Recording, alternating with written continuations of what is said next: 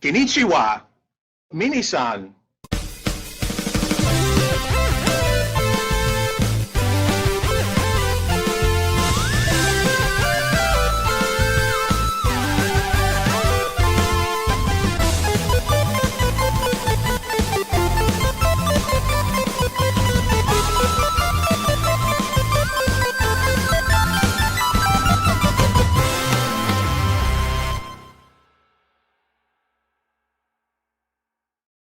Hello and welcome to the Famicast 285, your Famicast for the latter part of January 2025. I'm your host, Danny Bivens, and right now I'm joined by Mr. James Charlton. Hey. Merry Switchmas Part 2. It's a very exciting time to be alive. I think it's called Switchmas 2, The Return of It. There it is. Finally. Yeah. Oh, man. Famicast, you're welcome. Right. I mean, geez, it was just 2 weeks ago we were talking about just, all the stuff that was kind of leaking or just like, right. That Genki, not the person, the company was showing off. And then just a matter of, days later, Here we are. Genki made it happen. Did it. Thanks, Good man. job, buddy. Yeah, thanks, man. Yeah, that's awesome. But I think it worked out pretty good because we've had enough time to, watch the trailer 560 times each and, absorb it, think of ideas. Make a plan for the next show. So yeah, worked out pretty good. Right. And did it? We'll see. Ty will be joining us here a little bit later, so look forward to him popping on. Just to sound off on the chat here, looks like Russ is there right now. Oh my God, they're back again. Yes. Who's that other guy? Oh wait, there's some other asshole here. Oh snap, there's a Famicast tonight. I can't even read his name. I have problems with English, but I don't know if you knew that. But you fail English? Yes. Impossible. Yeah, Balls is in there too. Nice intro. Thank you. But yeah, like James kind of alluded to, we're going to be talking about the Switch 2 teaser trailer that released last week on Donkey Kong Day. I think it's more like this now, isn't it? Kind of. Yeah. It's not this. It's yeah. I think that's a good one actually. Yeah. Pretty much. Yeah. So we'll be talking about that. I got Donkey Kong Country Returns. For which platform? You'll have to find out. So we're going to be talking about that. James has a new game, newish. Well, a game that I hadn't heard. It's pretty new, actually. Not that within the past. Okay, anyway. It's last year. Yeah. Ty's got some. I'm pretty sure that what he's going to talk about are some updates to some old classics. So, oh man, I really hope he talks about Dead by Daylight, Zomboid, Planet. What's it called? Planet Zomboid and Killer Instinct Project. Anyways, let's just go ahead and today we're going to be doing it a little bit different, kind of like what we did last time too. We're just going to go ahead and go straight into the news, and then we're going to go to new business and all that type of stuff. So let's go ahead and get to it. Let's do it. So like I just said, we're going to be just jump right in, Nintendo Switch 2 teaser discussion. There's really a lot to unpack.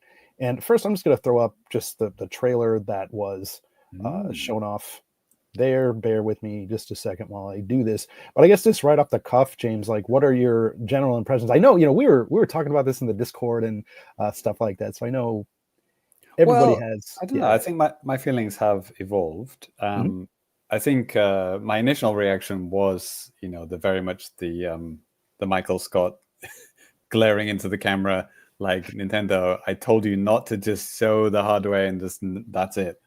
Sure. And they literally did that.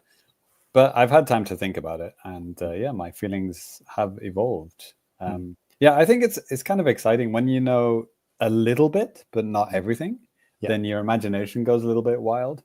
Oh yeah. Actually, Danny, can you just remind me of your history at Nintendo World Report? I'm a little bit hazy on this bit. I'll probably have to go back and listen to Famicast Historia again. But like, were you around like during the Project Cafe days? Yep. You were? Okay. Great. So you may or may not remember like a feature I did on the NWR website where we were doing Project Cafe ideas. And then I made this kind of Photoshop template for the other staff to use. And then we just kind of added our own screenshots and, kind of ideas. It wasn't very well done, like my Photoshop. It was just basically, what did I use? I think it was a game. I cut the parts of a GameCube off and put it onto something. I can't remember. It was like, I don't know, a DS screen or something like that. Anyway. Sure. And because the rumors were it's like it's a portable, well, not a portable GameCube, but like it's like more powerful than a Wii, and it has its own screen, and that's all we knew. So my imagination went wild, and I made that, and then we started making all these mock-ups, like what could Mario Kart be like on this new console, like touch screens, firing shells by touching the screen. Yeah, none of that happened. Interestingly, one of them, I don't know if it was me or someone else, did like a Pokemon Snap one, and that actually did work out in the end on the Switch, a whole generation later. So, but what I'm trying to get at is like that period of time was really exciting, like thinking of the potential of stuff, just knowing a little bit about what the controls may or may not be, and a little bit about what the console may or may not be able to do. And that's where we are now. And that's where my brain kicked in. I was like, oh shit, yeah, mouse stuff. Like, oh shit, yeah, you could do this and this and this. Oh, what about this? And then, yeah, my brain started kind of like, firing all of these ideas. Sure. I'll try and talk about that in today's show. Okay. Well, I mean, yeah, like I was around for the Project Cafe days and stuff like that. I wasn't a part of that article for whatever reason. Maybe I was working on something, but I remember that. And I think even what's that? You were a newbie at the time. Get out. Kind of, but I mean, still pretty active on the site and stuff, doing stuff. Yeah. I might have been, maybe I was working on like another big project or something like that. Maybe my expansion ports thing. Anyways. Yeah. But yeah, it was an exciting time because there is that just the unknown, like what can this be? And it does, your imagination does run a little bit wild. And actually, hey, Ty's here. Well. Hey. There's Ty. How's it going, man? Hey, pretty good. What are you nerds talking about? Might be video games or something. Who knows? Never heard Project Cafe. Do you remember that Ty? That rings a bell. Yeah. The Wii U codename. Yep. Yeah. Like, I don't know if you're involved with that kind of like Project Cafe ideas article on NWR. No, Ty wasn't part of the staff at the time. I mean, he was, but yeah, maybe just active staff, I guess. Actually, I was doing paid freelancing, and I did an article for oneup.com. Yes. About like some Wii U concept games. Right. I remember you had shared that. Maybe it was around that, James. It might have been the Famicast 10th anniversary. We might have shared some of this stuff. That's why it's still kind of fresh in my brain. Ty, your article too. There it is. Nice. Yeah. So Ty got paid. Ty got paid for his Project Cafe ideas. I didn't. Yeah. Nice. I think unfortunately, I think 0 of them came to fruition. Yeah. But now that you mention it, I should go back and have a double check. Yeah. Damn. We really should have had Pokemon Snap too. Right. Well, we did, but yeah. Well, yeah, we did. On Wii U. Yeah. Oh, not on Wii U, but yeah. That's true. Yeah, just to bring things back to Switch 2. So obviously, one of the biggest takeaways from this thing is that this system is quite a bit bigger than the original Switch, and you could kind of see that if you're watching the video version. You can see that in this kind of comparison shot here. This is a screenshot of the Japanese trailer. The text is basically saying like, "Hey, your Nintendo Switch software will be able to be played on Nintendo Switch 2," and then the small text with some exceptions, which I'm pretty sure they'll get into at some point later. We were just to kind of touch on that just briefly. We did kind of talk about this in the Discord and amongst ourselves and stuff like that. But it could just be games that are, tied to specifically to like accessories for Joy-Con.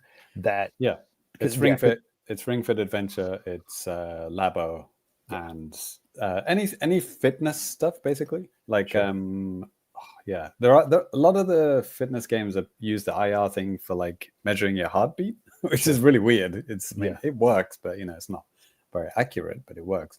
Right. And I was doing a little Googling, and I did find like a couple of indie games that used it, like some kind of mini game collection that used it for one mini game, and I'd never fucking heard of it.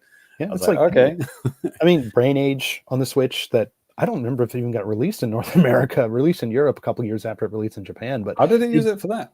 It's like you're doing something with your fingers. I think you're just showing. Oh yeah. Rock, paper, scissors. Yeah, it looked at your hands, didn't it? Yeah. Shit. Yeah, because you're supposed to do the opposite of. You're supposed to. I don't remember. It was kind of tough because I just kind of like. Yeah. Anyways. So those 6 games that we mentioned will not work on the Wii on the Switch too, or the Wii U for that matter. Yeah, or the Wii U. Wii U on the fucking brain now. Yeah. Exactly.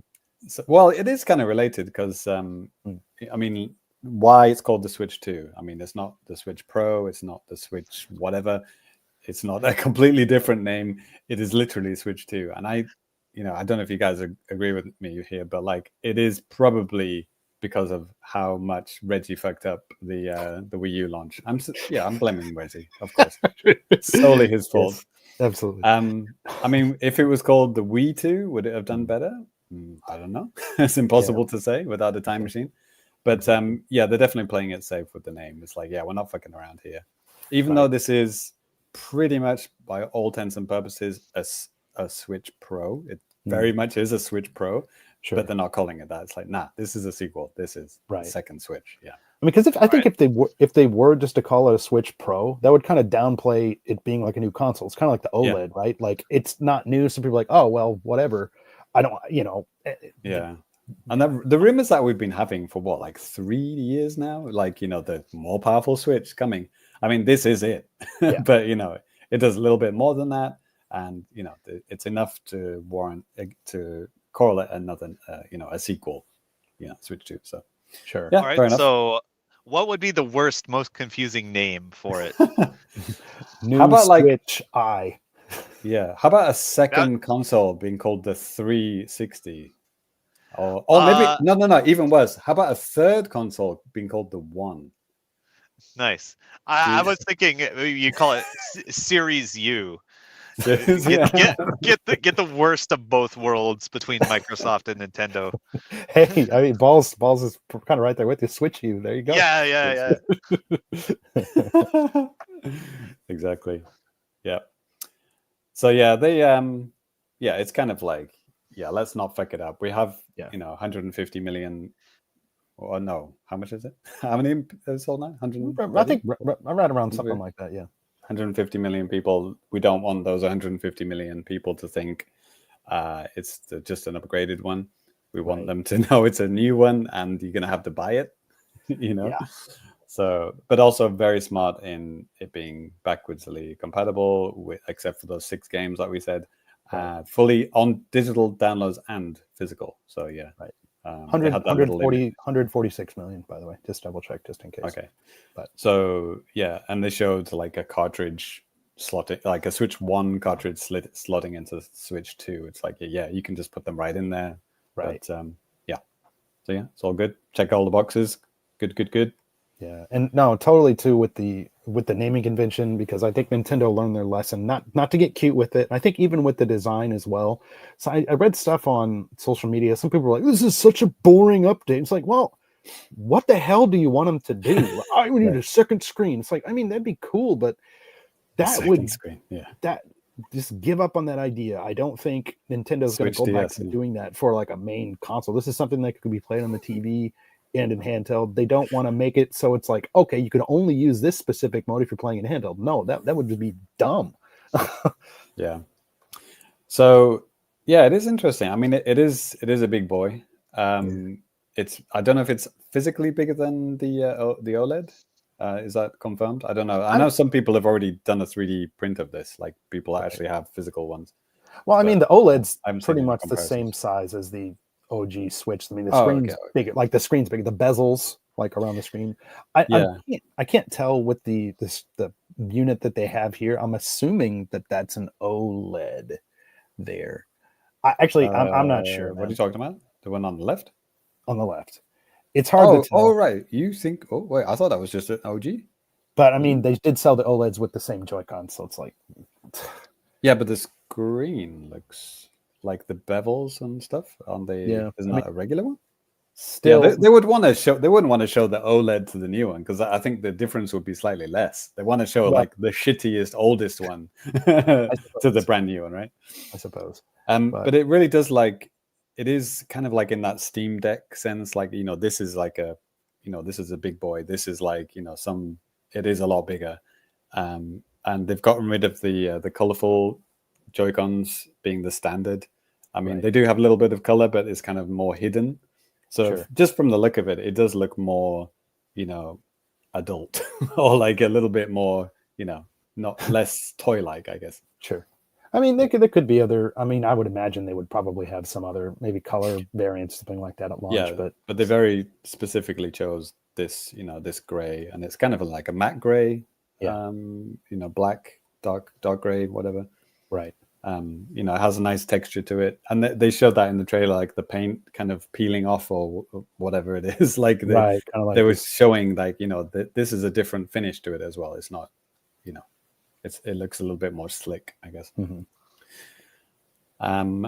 So yeah, the colored bit inside the rail part is kind of interesting. It's funny because like if you change the Joy-Cons on the Switch 2, like you would never see that color anymore, right? Like for example, if they sell well, of course they're going to sell different color Joy-Cons, but like even when you buy them, you only ever see the color around the joystick. Like right. You have to actually take it off to see the actual color, right? So it's just a tiny little blue and orange circle around the stick. It's kind of interesting. So they may do like, totally different color ones in the future, or they may not, So it'd be kind of weird if you had like a pink and a purple one, but connected to an orange and blue console. It's kind of like weird combos like that. I was just thinking too, man, like, Nintendo said that they wanted to make it so that they don't have any stock issues and stuff like that with the console. So maybe even with that said, kind of taking back what I just said, maybe they're just going to stick with just this as the launch unit, because then they don't have to worry about, making all sorts of different colors or different things like that.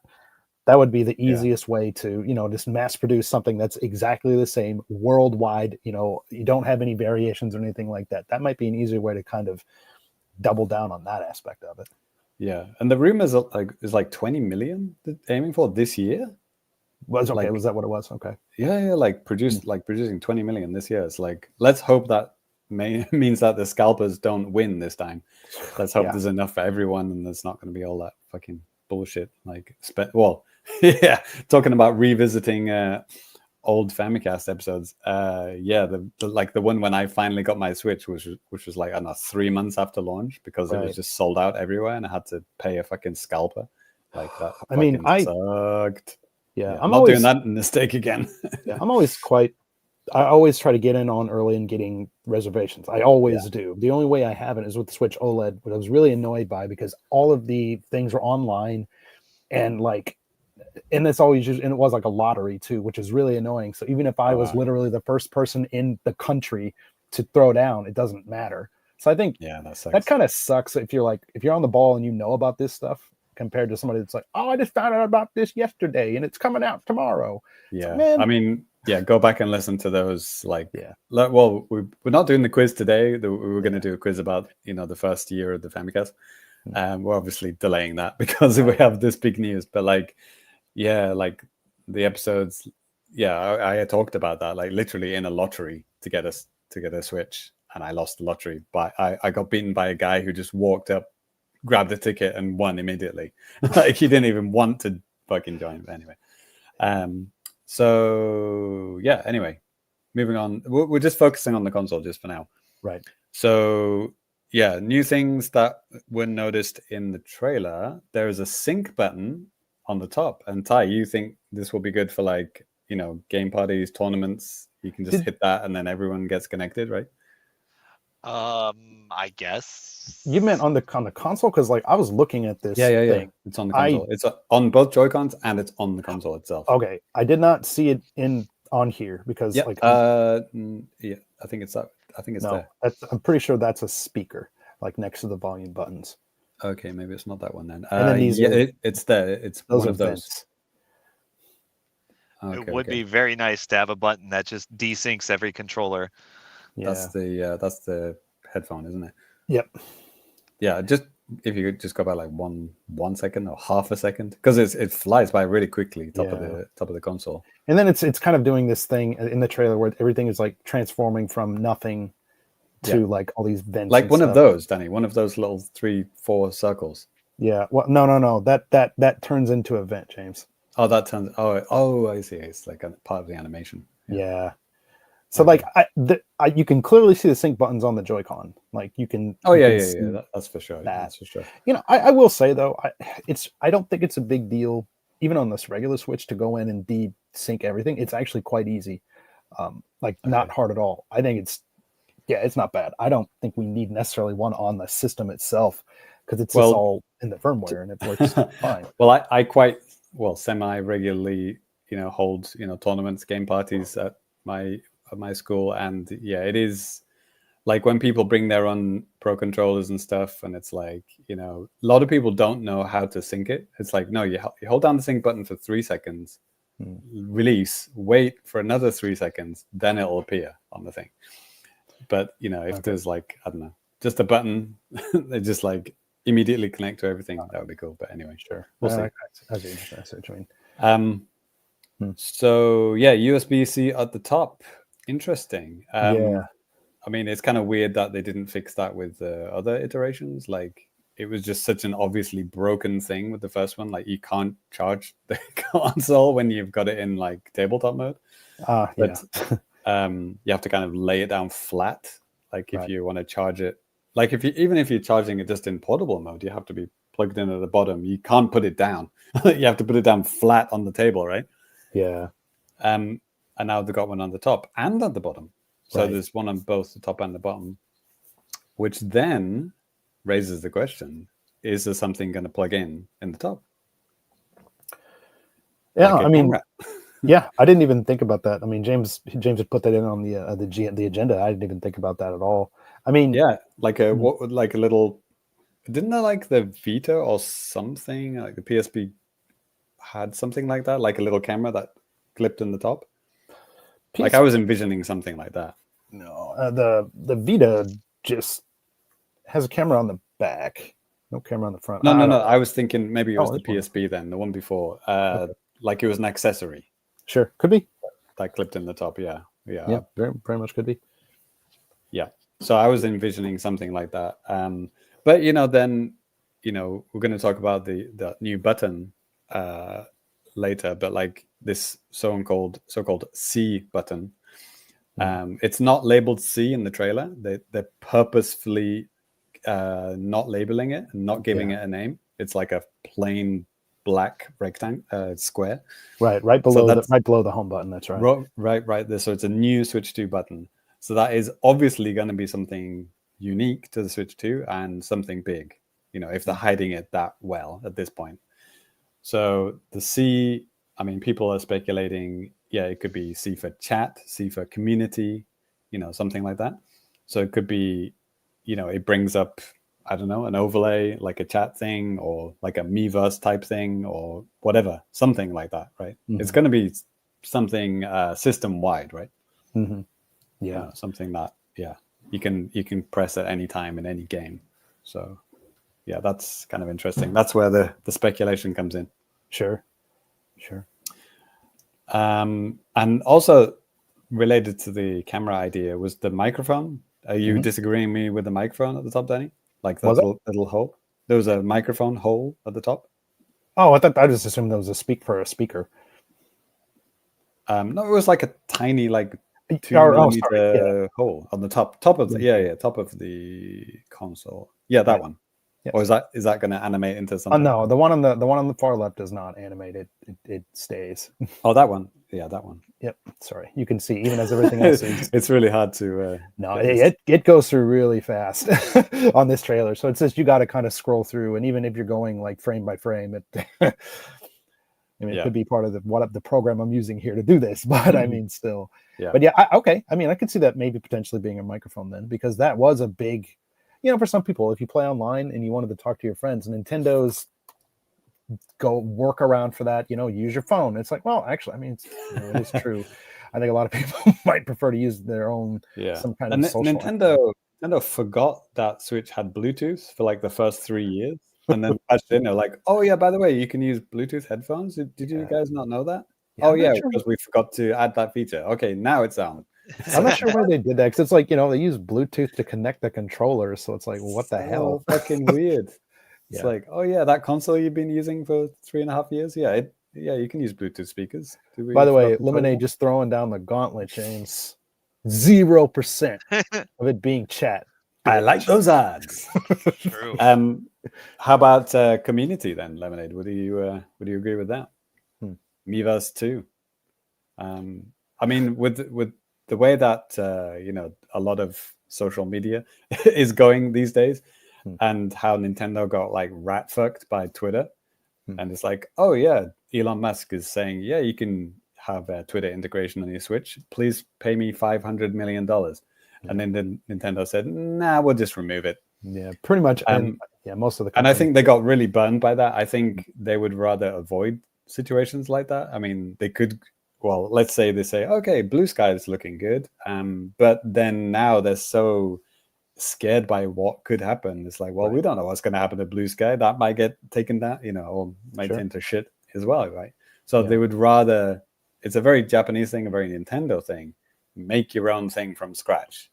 It might not be very good, right? But they'd rather have it their own version of whatever social media. Think about it like this too. Just last year, Nintendo launched their own music platform, which seems absolutely stupid to do, but they did it. And is it perfect? No, but it does what it sets out to do. It plays music. It shows a pretty decent library of stuff. It gets stuff gets added to it all the time. If Nintendo did go through and make, let's just say, a Miiverse 2.0, I think they did learn quite a lot from what they did in the past.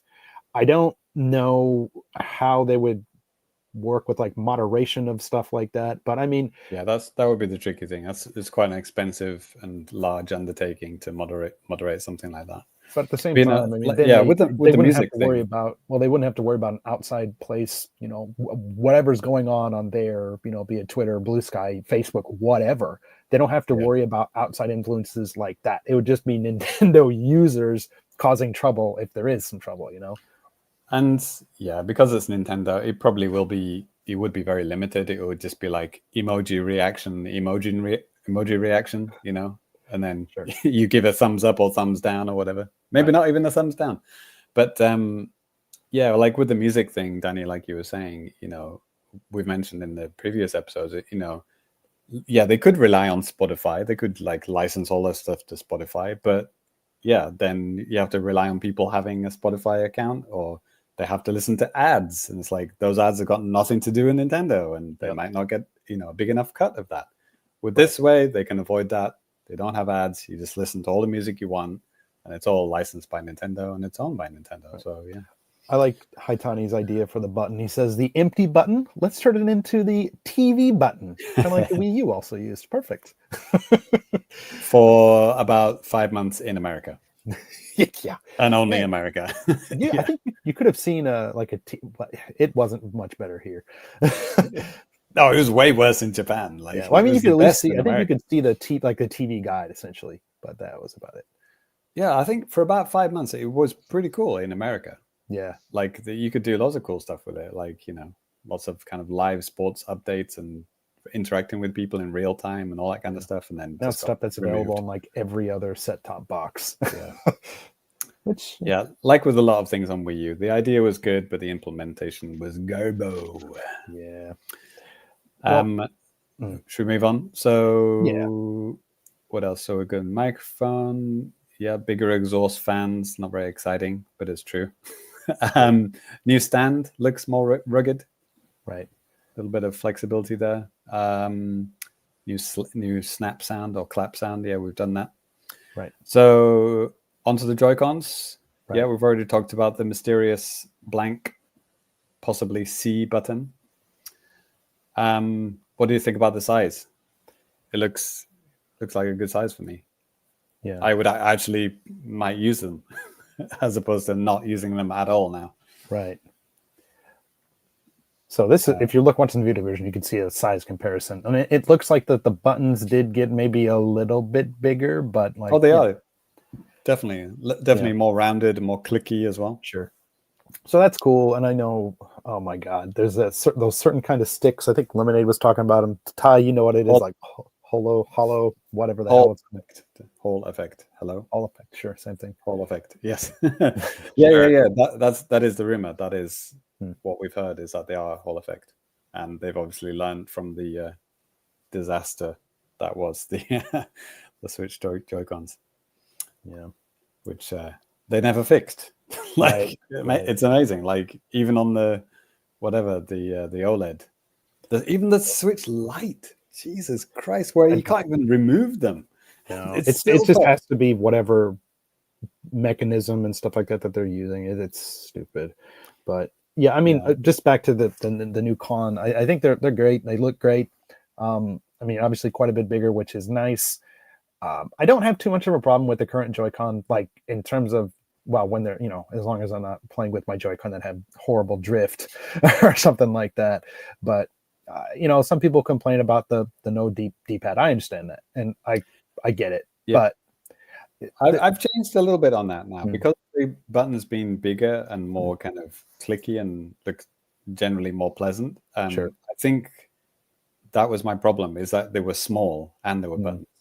So Sure. like, I don't know if they're better buttons, I think even in the way that, Ty likes to use those mini cons, as he calls them, to play whatever that fighting game is in somebody's bathroom in a fighting game tournament.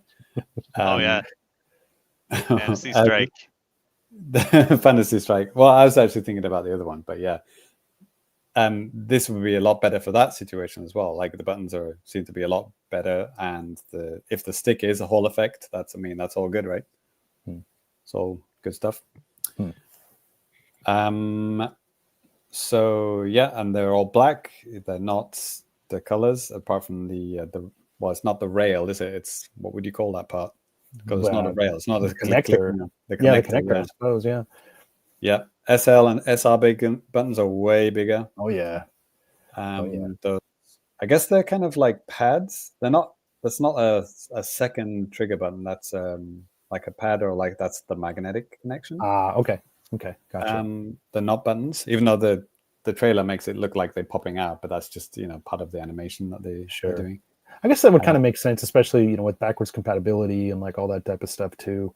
Yeah. And also just to Nintendo has kind of mandated, even with the Switch, that you do have those buttons, but you don't have like two sets of shoulder buttons on the Joy-Con. Right, So if you want people to be able to play tabletop mode, and you want to have like a lot of buttons, well, it's like you are limited. So I think developers have been making enough games, so I don't think it's that's going to be an issue. Yeah, it doesn't have ZR and ZL, does it? No. Yeah, on the mini cons, and not on these ones either. Right. But in the top part of it, in the animation, it has this little kind of little sticky out pole that appears for like half a second. But I believe that is just the kind of the connector. Like when it clicks in, that will come out and connect. That is not always sticking out. I think can you see just for like half a millisecond you can see it. Right. I think that'll be the bit that comes out and connects to the console. Sure. And then the release button on the back, which is not to be confused with the two trigger buttons. Right. Because it's literally right next to it. You can kind of see it here. But I mean, if you think, man, the release buttons on the Joy-Con now, that is so small, and it's kind of hard just to do. It's not impossible or anything like that. Yeah, these look very annoying. Yeah. Okay, Ty. There you go. Yeah. It's mildly annoying, very annoying to some. So this is nice. Yeah, looks like it's a nice kind of click in, pop out kind of thing. Yeah. Oh yeah. And the way they kind of magnetize together and click on looks a lot better than sliding on. I mean, have you guys actually put stuff on the wrong way around? Like, what do you call that little thing that slides onto it with the wrist strap? Has that got a name? I forgot. Because that's not the grip, right? The grip is a different thing. The grip is the controller thing. Oh my god, I forgot all those. What do you even call those anyway? Those sliding on hand strap things. Yeah, they're collecting dust in my TV stand, so like I don't have much of a use for them. I mean, I think mine's literally still in the box. Like I didn't even put it. I'm like, I'm never going to use this. Sure, because it doesn't really add anything. It doesn't make the buttons better. It doesn't make anything better. It's like it's annoying to put on. It does make those little shoulder buttons a little bit better on it, but whatever. Yeah, just the time and effort it takes to put on is just not worth it. But the new ones definitely look a lot better for that. Yeah. So the player lights, like the player 1, 2, 3, 4 lights, are now visible from the front, which is kind of cool. Because before you had to actually turn it to the side to have a look at that. Right. Only when you're in kind of like mini con mode do you actually get to see it. But now they're visible all the time. And then the new thing that we don't know the name of, or whatever you can call it, the wrist strap attachment thing. Is completely redesigned. looks a lot easier to clip on and a lot easier to use in mouse mode. Mm-hmm. It looks like it's designed for that. Yeah. Like it looks like it's meant for gliding on a table, right? Right. Well, that's the way they're presenting it in the trailer, at least. Yeah, I couldn't believe it. Like when I first saw it, I just thought, okay, this is some kind of stylistic thing. They're just showing these things scooting around. But then, like, yeah, no, that's a mouse. That's a really good tease. They're not like saying it. It's like not saying that this is a mouse. They're not showing any mouse related activity on the screen whatsoever. They're just kind of zipping along the table and saying, "Hey, use your imagination. What do you think it's going to be? Peace out. Well, see you in April." Just to kind of jump over to another part of the agenda where we do. Well, James, you did put like a list of some of this stuff here too. Like, I mean, just some predictions for some games. I mean, actually, James, I was surprised like you didn't think of this first, but like Mario Maker 3, that seems like just a no-brainer for that. Yep. Like, it's on the Wii U, it was great because you always had the tablet. The Switch was fine for Mario Maker 2, but obviously when you're doing stuff like that, using a controller, using sticks to navigate things like that to create things, it's not ideal. So I think having some kind of a mouse thing with that's going to be great for the inevitable. I think Super Mario Maker 3. Yeah, I did add Mario Maker 3 to the agenda. Right, I know. I'm saying like no. Well, like when we were first chatting about it in the in like Discord, like last. Oh week yeah. That's true. Yeah, the imagination hadn't got going at that point. Yeah. So yeah, and they both have IR sensors. The both Joy-Cons can potentially be mice. It's not like only one has the IR camera. Actually, about the IR camera, nobody's really sure if they have them or not. It has like a dark gray shape where the IR camera would be on these new Joy-Cons, but it doesn't look like the IR thing. It just looks like an outline of it, if you know what I mean. It's kind of weird. Is it though? I don't really know. It might be. So they're either potentially on both or none of them. It's like we don't know. It seemed like a feature that was just kind of useless. I don't think it would be a problem if that was just gone. Yeah, I mean, if they're saying, okay, well, yeah, the Labo, it's not going to work on the new one. It's like, well, why would you even put the IR in the new ones, right? It's like, yeah, we're getting rid of Labo. That's not happening anymore. So what's the point? Yeah, I don't think they would do that. Right. I mean, it's not like a large backwards compatibility problem. Like if every Switch game used it, yeah, they would probably do it. But they don't. But getting back to games that could potentially use mouse controls, like what are some other things that you guys would think of? I mean, we got a list here on our side, but I mean, James, you could talk about some of these if you like. Well, with the trailer showing Mario Kart, which we're going to show in a minute, but like then my imagination immediately went to, well, yeah, course creator, like emblem creator. Does anyone remember that in Mario Kart DS? Oh yeah. Yeah. Big old cock and balls. Yeah. Cock and balls kart, all that kind of good stuff. I mean, I mean, we'll talk more about it in a second, but like, thinking about creating your own courses and stuff like that. Mario Maker, that's just perfect. I mean, that's why I didn't get into Mario Maker 2 as much as I got into Mario Maker 1, was that the gamepad was just seemed to be designed for Mario Maker. It was just perfect. Like, because you could use the gamepad to design it and then just play it immediately on the gamepad. It's like, or just look up and play it on the TV all at the same time. You didn't have to change anything. You didn't have to connect an extra controller or anything. It was just all there. With the Switch 2, it's like, sure, it was a capacitive touchscreen, which is good, but like it just didn't feel as right. It's kind of weird to think like the gamepad used old technology, like resistive touch, like a DS, but that actually, ironically, was actually better for the Mario Maker because you are tapping, blocks and icons onto the levels, right?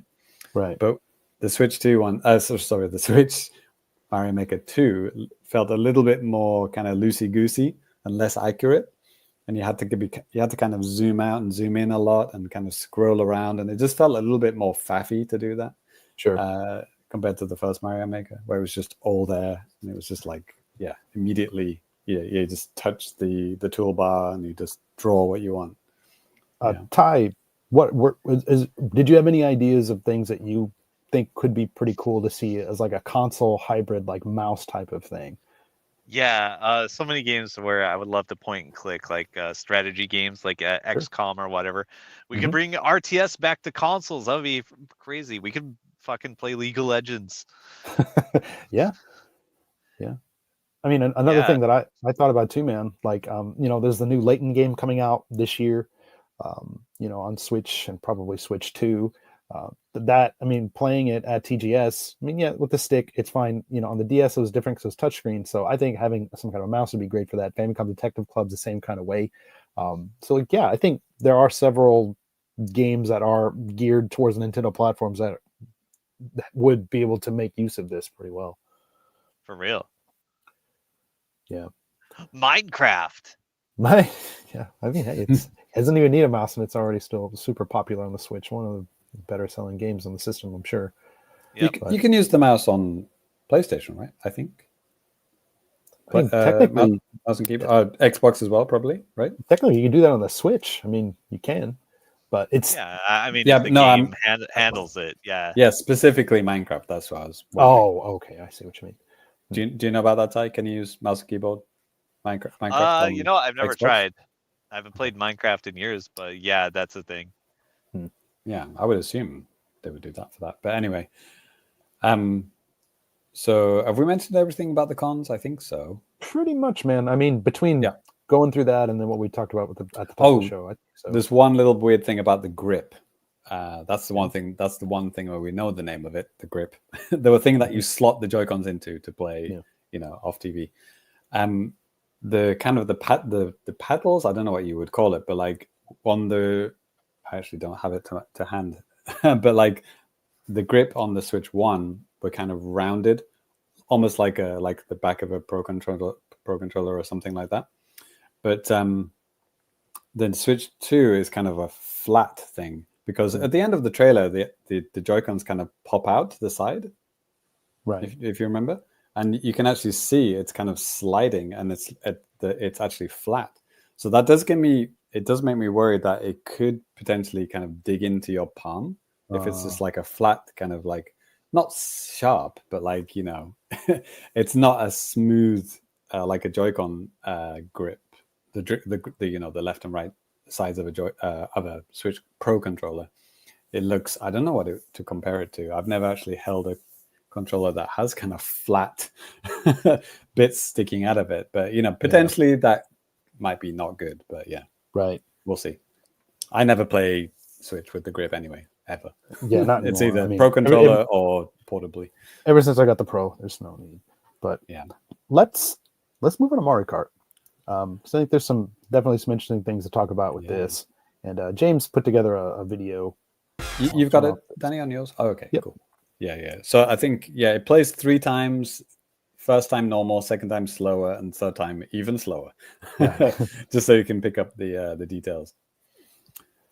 So, these things have been said on every single podcast and video in the world. But 24 races, and I think all 24 basic Mario characters were in the trailer. Not at the same time. I think they only showed up, maybe 13, 14 on one screen. But if you scroll through the trailer very slowly, you can count every single, Mario, Baby Mario, all those kind of regular and baby versions, Bowser, Donkey Kong, all those kind of people. Right. Not interesting. No non-Mario characters were shown, like Inkling, Rob, those kind of people. They are not in the trailer. So that's already twice as many as the previous Mario Kart. Mario Kart 8 was the most characters ever in a Mario Kart game up to that point, and this is double that. So, and you can immediately see like the width of the road. Yeah, it's way wider, and the road goes off way into the distance, so you can't even see where it ends. It's that long. There are roads to the right, to the left. I don't want to use the word open world, but like definitely multiple tracks. Multiple routes. Different options. I noticed. Well, I didn't notice. I saw this in an analysis video, possibly Game Explain. Those little cones in the background now actually move. They got little guys. They're little characters. They are cone characters, which are new. Interesting. So, like, potentially they move, to kind of with each lap or whatever, each version of the course, they kind of move, which is kind of interesting. There it is. Donkey Kong is the Mario movie. Donkey Kong version. Yeah. So it's Seth Rogen as is in Mario Kart. Yeah, literally his face, actually.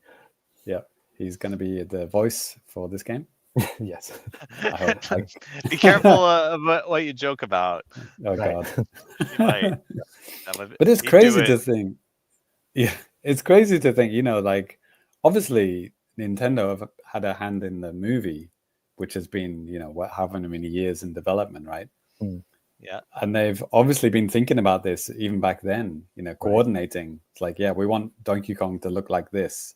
Sure. Because, in our next game, releasing in 2025, it's going to look like this, So it's kind of, kind of crazy how far in advance they think about these things. They could have, with Mario Kart having a lot of different costumes and stuff like that, or whatever, I guess they could do like, here's new look Donkey Kong, here's old look Donkey Kong too. Because old look Donkey Kong is what Donkey Kong is at like Universal Studios and a lot of things. So like that's not just something that they can replace overnight. Yeah, Universal Studios Donkey Kong is pretty much like the Rareware Donkey Kong, isn't it? Like the 3D rendered Donkey Kong, which they've been using for decades at this point. And that has seen a lot of upgrades, and it does look better than what it did, obviously, back in the day. But yeah, pretty much the same idea. But yeah, the newer Donkey Kong from the movie, it looks, obviously super similar, but still a little bit different. Peach is also wearing a dress on a bike, which is the first time that's ever happened. Like since Wii, any kind of female racer on a bike immediately wears a suit, like a racing suit. So which would suggest maybe different costumes. God, I hope they just do costumes, not fucking different characters. Please tell me they put an end to pink gold Peach and all that shit. And Lemonade brings up a point here too in the chat. I think we'll get more non-Mario characters to fill the roster back out and stuff like that. I think so too. This is just a tease. This is not like a confirmation that this is the new Mario Kart, but all signs kind of point to that. That just seems like a logical thing to kind of logical conclusion to come to here. So yeah, they don't want to blow it out all in the first tease, isn't it? Yeah, but the animation definitely looks more animated. I don't know how to best to say it, but shit. To be fair, Mario Kart 8 that game came out in 2014. And then re-released on the Switch in 2017. So they've had a decade plus, to probably work on a bunch of different stuff for new ideas. So I think, animation. Did you notice, Ty, Peach did a side bash, like straight out of fucking F-Zero GX? Oh, F-Zero X? Or even Double Dash. Yeah. Oh, yeah. See that? Yeah, that was a big thing in Double Dash. Yeah, like side bashing is back. Attacking people. Right. You can kill. You can kill Donkey Kong with Peach. Right. Meaningful interactions in Mario Kart. Let's go. Right. Yeah, I really like the way Mario his face kind of stretches and bounces like that when he goes over that bump. It's like, it's really, really animated. Really, really cool. So yeah, hopefully, how much they've, just animation in general in Nintendo games got better on the Switch, even in the Switch life cycle. Sure. Like thinking about Luigi's Mansion 3, for example. Which is like, it's almost like a Pixar level animation in that game. It's just amazing. So if they can bring that to this, that'll be exciting. Bowser doesn't seem to do very much. he's not really like the focal point, I guess, of like there. And it's Bowser, so Yeah. Maybe James, maybe you could correct me if I'm wrong, but I didn't see any item blocks, or maybe there were and I just missed it. Yeah, in that kind of long shot, you can see a very, very faintly in the far distance. If you look at, the main big road, Yeah. I think that's more like at the end of this part. Okay. If you pause it, like, up here, like in the far in the distance here, people have zoomed in and seen. Okay. Well, on this screen, it looks like a gray blob. smudge. Yeah, right? sure. I understand. But like, yeah. It was only released in 1080p, and the Mario Kart game part was within a TV or within a Switch, so it was like not even 1080p. It was like partial part of the screen of a 1080p resolution video. So it's like something like 540 by the time you can analyze the footage. But you can see the that Yoshi burger bar on the right, and it looks if you pause it there, Danny, you might can you see the item boxes there? I think like just ahead. Oh yeah, okay, duh. Yeah. Sure. It looks like a Wonder Seed from Super Mario Wonder in the Yoshi burger bar. Potentially. I mean, it has that same shape and it's glowing, which would then, if you get your imagination going, does that change the course? Does that make something weird happen? Does that alter the course direction? Does something crazy happen? Does a massive crater appear? Sure. Potentially that'd be pretty cool, right? Yeah, I mean, I'll probably get this when it comes out because I'm a sucker. But I will say I didn't really enjoy Mario Kart 8 or 8 Deluxe as much as what I might have in the past. I don't know. Maybe I'm just growing out of the series. I mean, sometimes that happens with some games, I don't know. Well, the booster course passes were really interesting. I mean, that's what kept me going back. There's just 96 courses in Mario Kart 8. Yeah. If you have the DLC. Sure, yeah. I think people have analyzed them. There's only something like 7 courses that they haven't revamped. It's really, really not very many. And then the ones that they haven't, it's like, I don't really want that to be revamped. I don't care. Sure. It's not. All the best ones have been redone in Mario Kart 8. So they're going to have to do something different. We got an interesting question here in the chat from Solid Python. He said, "Hey, leaks and rumors for third-party games coming to this thing are massive. Do you guys think Nintendo finally made hardware that isn't just good enough for them, but good enough for third parties as well?" I mean, obviously, we don't know anything about the guts of this thing, but I mean, logic would dictate that this is going to be a hell of a lot more powerful than the Switch. So I think, getting rid of that and at least making it something that's comparable to at least PlayStation 4, Xbox One. Yeah, those are the rumors, isn't it? It's like it's a portable PlayStation 4. And if that's the case, I mean, third parties are still making games for those type of systems begrudgingly. Yeah. I think they were talking about this on RFN, but like the sports games, they're still on PS5 and PS4.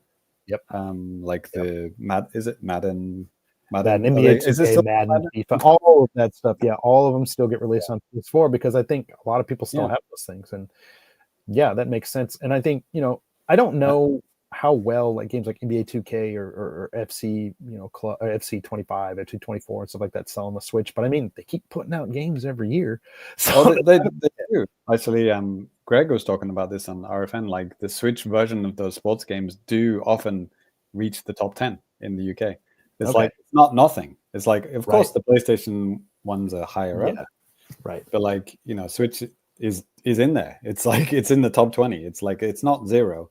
Sure. And you kind of have to release it on Nintendo. Like these sports games, if you're not on Nintendo in Japan, you don't win. Like you have to be on Nintendo if you want to sell anything in Japan. It's like Madden is not on Switch because no one cares about Madden in any other country except America.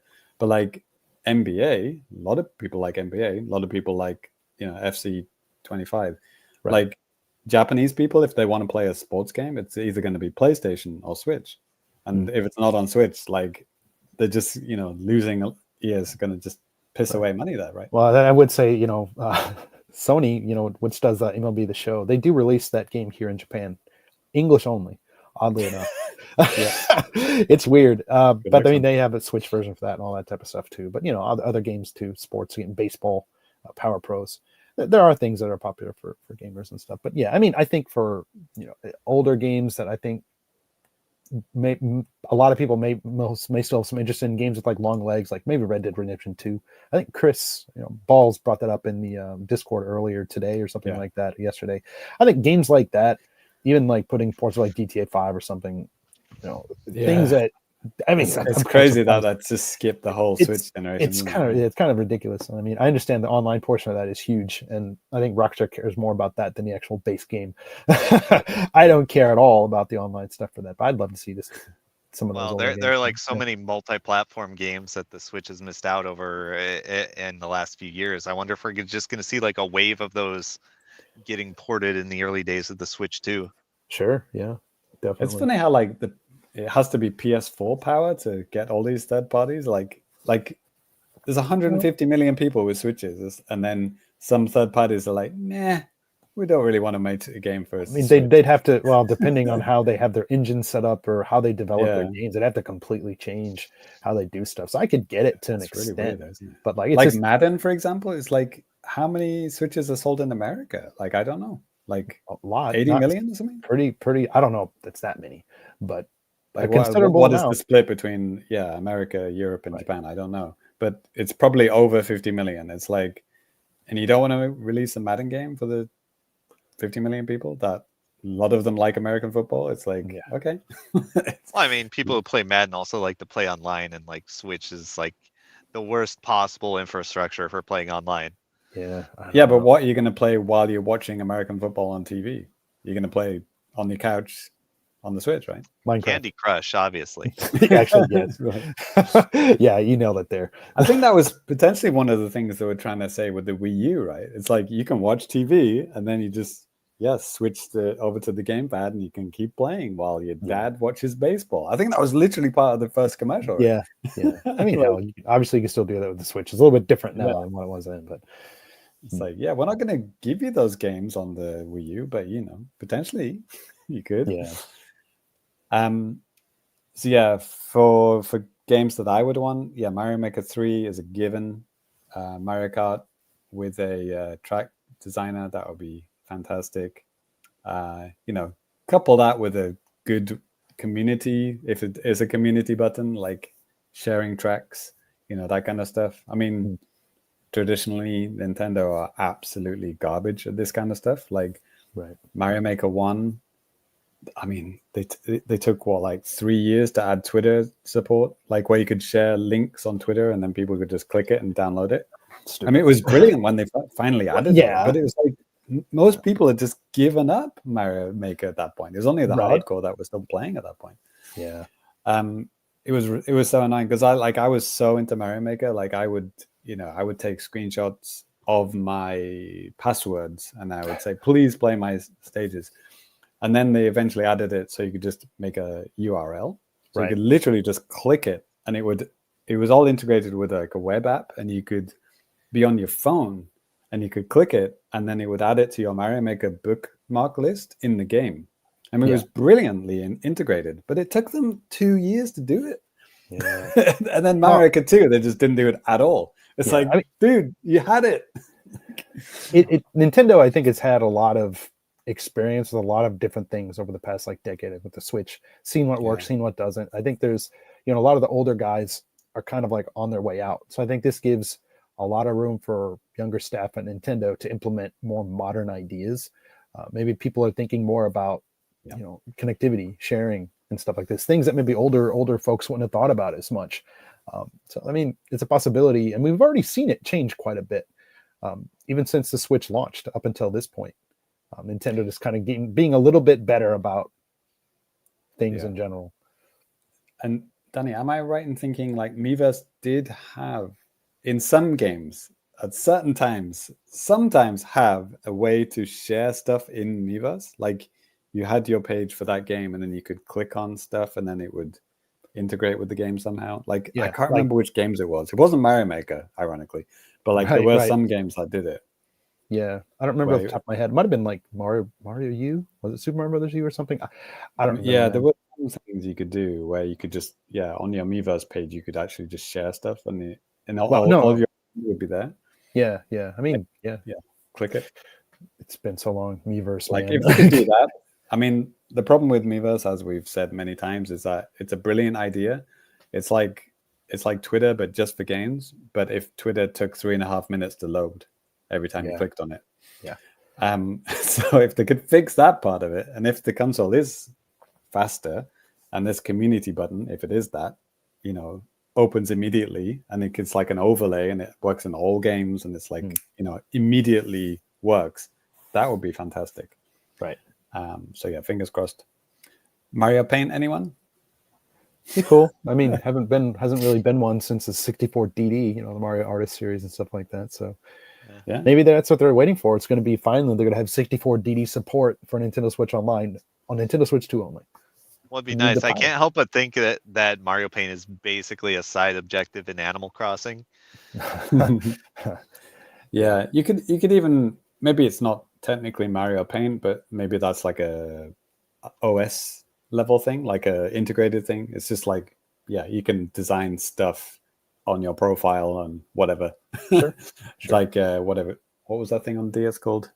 PictoChat. Yeah, just like an OS level. Everyone has it. Yeah. I remember the horror stories about that. I remember being part of it too. PictoChat. Yeah. Oh yeah. Yeah. Well, before we close out this section, just one thing I wanted to mention too. There are events that are going on all over the world. Nintendo Switch experiences, as they're called. The one for Japan is coming up on April 27th and 28th. It's in Makuhari Messe, which is the place where they hold like the Tokyo Game Show and like all that type of stuff. There is a registration period right now. It might go to a lottery. We don't know yet. We're all registered in some fashion. Right, guys? I mean, I know. I think so. So, I mean, it's just a matter of. Okay, yeah, I did I did too. I did for both days. So we'll see how it goes. I don't know. I was looking on the website because for Nintendo Live, one of the events that they canceled last year and they did back in 2022, they did limit the amount of people. Part of that was like COVID related restrictions and stuff like that, but they didn't say anything about the number of people, whereas back then it was like we could do 5,000 people a day. It's like, Jesus, that's not very many. But things have loosened up quite a bit since then. So hopefully we'll be able What was that Famicast episode number where us three were at the Switch event and we streamed live, right? Might have been 96, Famicast 96 or 97 or something. NW what? Yeah, NWR days. Oh wow, okay, shit. Yeah, just a couple of months before we switched over to where we are now. Switched over, I like it. Yeah. There you go. A tip from the chat too, actually. Retro GG, thank you for this. Invest in Nintendo stock now. It's a good time. Only $15 a share. Boom, done. Yes. It's a little bit different when you're buying shares here.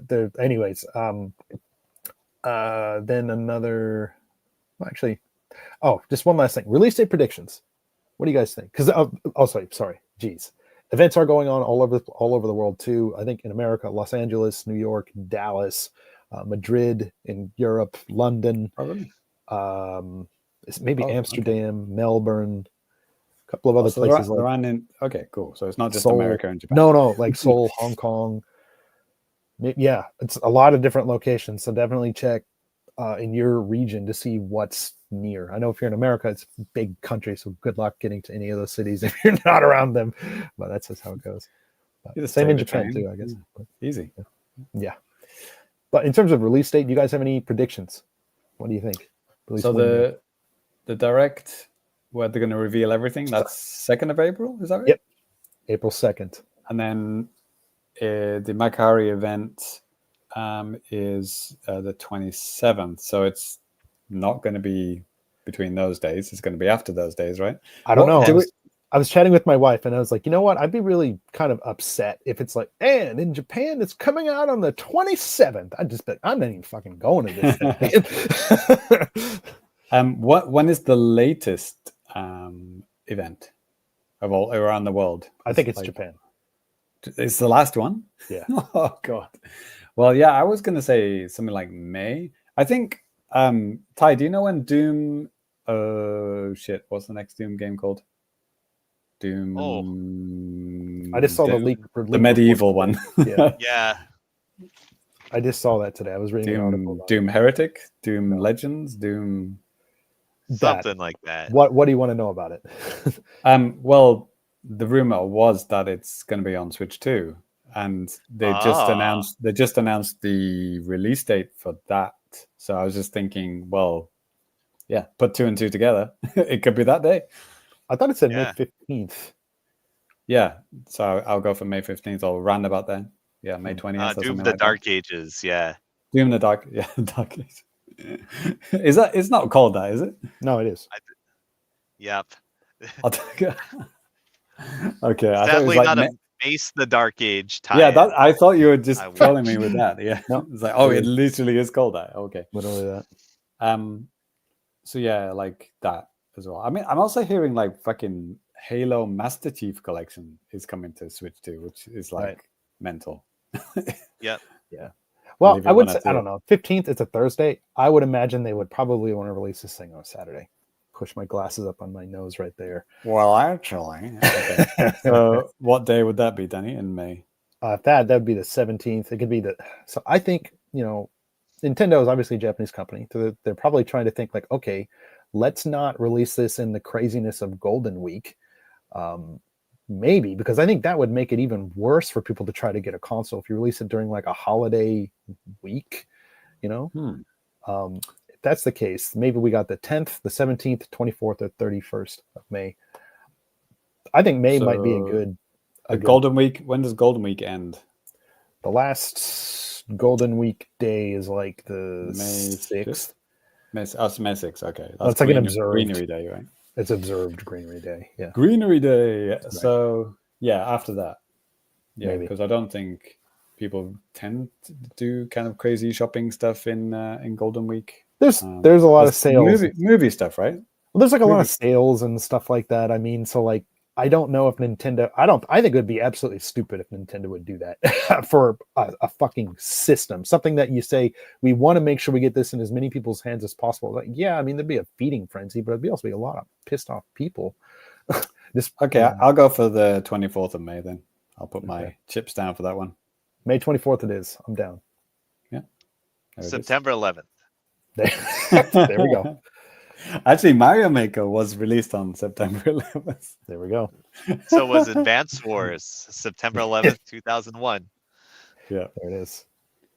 I just remember that being announced on like a giant bomb stream. And Jeff Gersman announced it like, Mario Maker coming September 11th. It's just like, oh man. Oh boy. That's great. All right.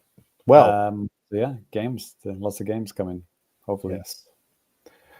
All right. Well, that is going to do it for Switch Talk. Let's go ahead and move into some new business.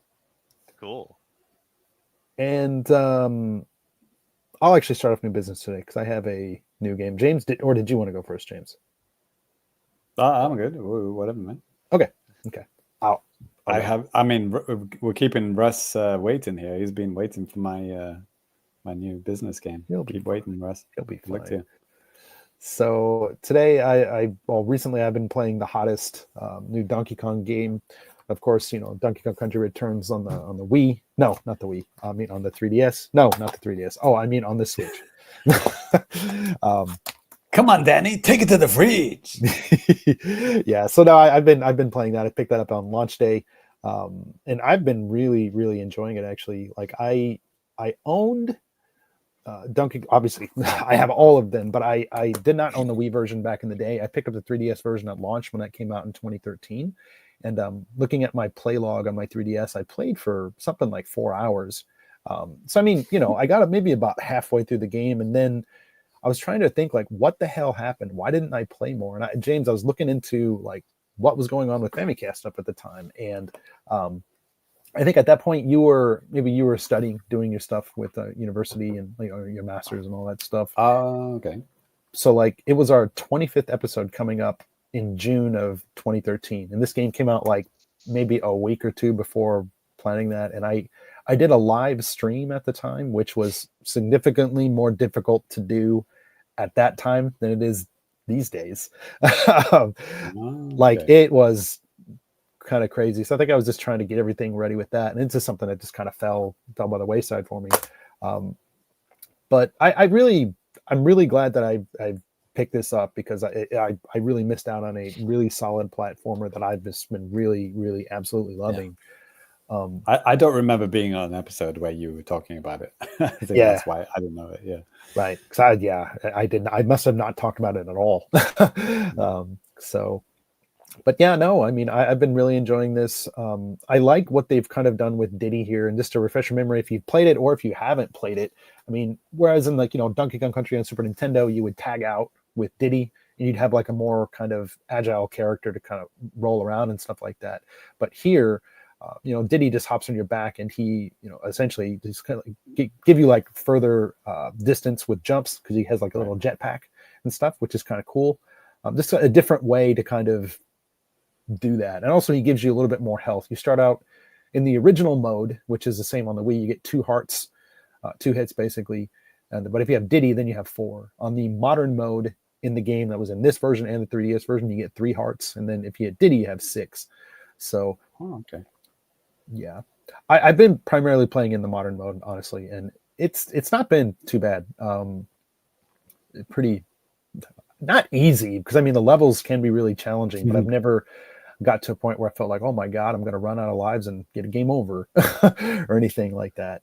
The game does some I love these stages, the sunset stages. Oh yeah, they're great. Yeah, the silhouette stages are amazing. Silhouette, I absolutely loved it, and I did try out the motion control in this game, because obviously I played on the 3DS. Oh, what? They do have it? Yeah.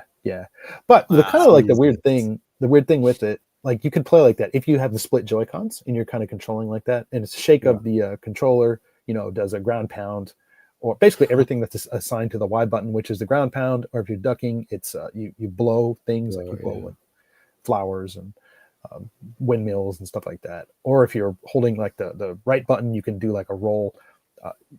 Oddly enough, whenever you're using it in Joy-Con mode, you can still use the buttons. So like, okay. So even with the motion, it's still not only motion. Yep. Yeah, that's good. Well, they fixed that then.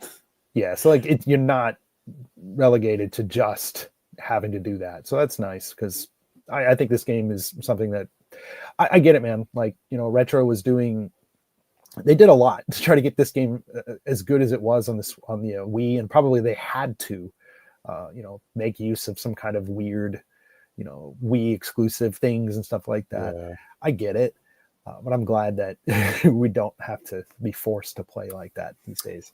I didn't have a classic controller at the time, or what was the more advanced classic controller? Was it called Classic Controller Pro? Maybe. No? I'm trying to remember. Man, like all the I did get one of those eventually, like when GoldenEye remake came out, but like it didn't matter because this game didn't support it.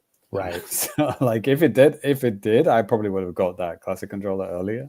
Right. But I struggled through it with only motion controls, and I somehow completed the game, like everything, the Golden Temple, the fucking crazy difficult game levels. I did it all with fucking motion controls. Jeez. I will say, from the 3DS version, they did add a new world and several new levels. All those are here. Nice. And same like with the 3DS version as well. They added those physical controls, but also they added the original mode, which is just the 2 hearts, or the modern mode, which is 3. And with the items on the modern mode, you can have, I think, up to like 9 or something like that in your inventory, and carry them into each stage and stuff like that. Yeah. I haven't screwed around with those that much because I haven't really needed them. I remember you could buy items that could help you as well, right? Exactly. That's because you buy them and then you can like keep them in like an inventory thing while you're playing like levels and stuff. Yeah, I was watching a stream of the Switch one, and he was playing a stage, and I was like, I don't remember this stage. Yeah, like I was like, wait, is my memory that bad? It's like, maybe. No, this is from the 3. Well, probably, but like, turns out that was a 3DS exclusive stage. So yeah, I was like, oh, okay, cool. It looked kind of cool. I've never seen it before. Right. I don't know how many of those there are. Is it like a whole world? Is that, or just one extra one per world or something? No, it's like, I think it's like a whole world. Like an expansion on something. I'm not exactly sure off the top of my head. Like I said, I haven't outside of like just looking at some information online, like I don't really have any personal experience with it because I just didn't. Yeah. But one thing I did remember is that because I played the sequel as well, like Tropical Freeze, and the music in this game, it's very forgettable. Sure. It's very generic, and it's very Sick. kind of like, it's very Nintendo guy composes, some kind of vaguely Donkey Kong sounding music, but not really. Right. And I was then- reading, I was reading like a snippet from an interview with maybe Grant Kirkhope, and he said that something like the guys that did the music, I think they kind of wanted just to try to respect what he did. But then like Kirkhope said something like, if it was me, I would have like just done some completely different tracks. And I think that the musicians for this one, for this one, like the Wii version and stuff like that. Because they do have some classic Donkey Kong remixes in this one. Well, I don't know if you've got remixes or recompositions of classic ones, but I mean they're okay, but they're not like mind blowing. Yeah. But Tropical Freeze, man, like holy shit, that music is incredible. And they actually brought is it Kirkhope or Wise? They brought him back for the sequel, right? Okay, maybe. And he composed like full orchestrations of those classic Donkey Kong songs, and it's absolutely incredible. The Tropical Freeze soundtrack is amazing, and just watching a stream of this game reminded me that the music in this is not that good. Like, sorry to say, well, it's better in Tropical Freeze. Yeah, sure. I didn't have a problem with it. I mean, I do kind of agree to that, maybe to some extent. It's fine, and just for those of you out there that are on the fence, well, actually, I'm almost done with like a review, and I'm almost done with the game. It's just been really clicking with me. I've just been playing it quite a bit. But I think if you played this game on the Wii and you really wanted to play like those 3DS stages, this is maybe a better way this is a more convenient way to play the game, I think. Or if you just haven't played this game at all and are looking for a pretty solid platformer, this is pretty cool. It's pretty fun. Definitely worth a look. And it's been a long time. So this is like, especially kids, people that are growing up right now, teenagers or younger, they weren't even alive maybe when the first game came out in 2010. So it's kind of crazy to even think about. Jesus Christ. but yeah, I would say Tropical Freeze is the better game, and it's also available on Switch. So yeah, and that has an easier mode if you're a baby. There's like a funky mode in that one as well, right? They is do it have funky in this one? Yeah. It's not funky, but they do have a thing. The white Donkey Kong, silver Donkey Kong, Mario Brothers game that can basically show you how to beat the stage. But Lemonade says too, I'd rather just play the Wii version again. Haven't played it in a long time. Again, it's not a bad way to do it. I'm just saying, like, if you want something with like modern controls and like better graphics, there you go. Yeah. Anyway, that's gonna do it for me. JC. Cool. Yeah, Tropical Freeze has some great, almost like sounds like Metroid Prime music. Some of those stages, kind of crazy, like the volcano stage. Dude, if you close your eyes, you can actually imagine Metroid.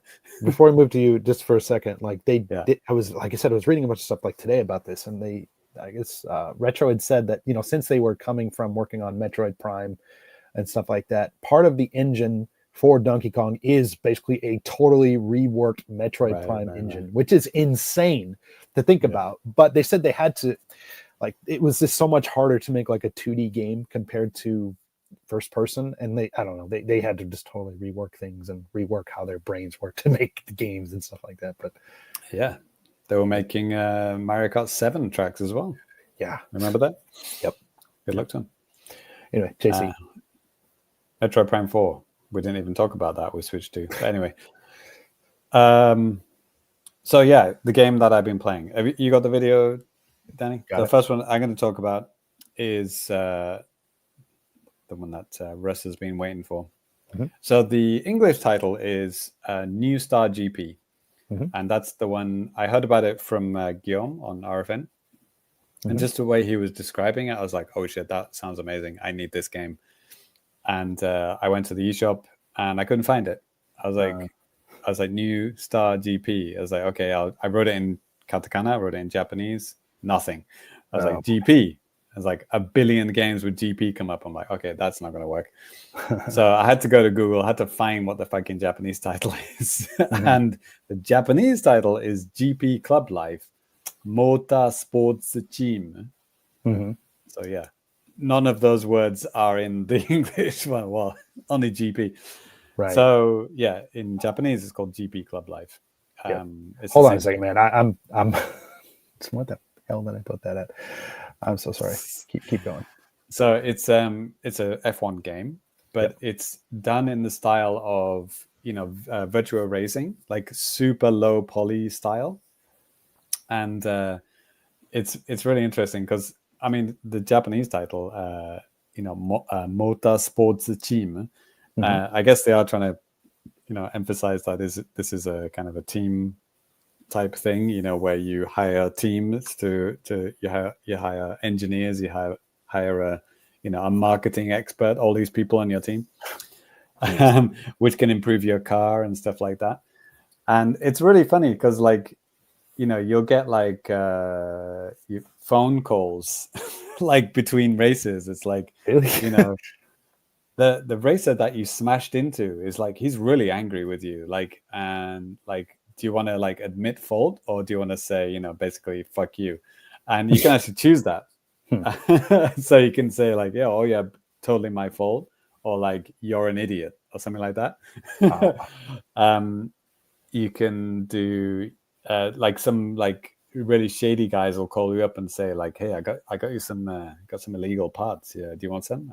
You can get it for $100, and you can say yes or no.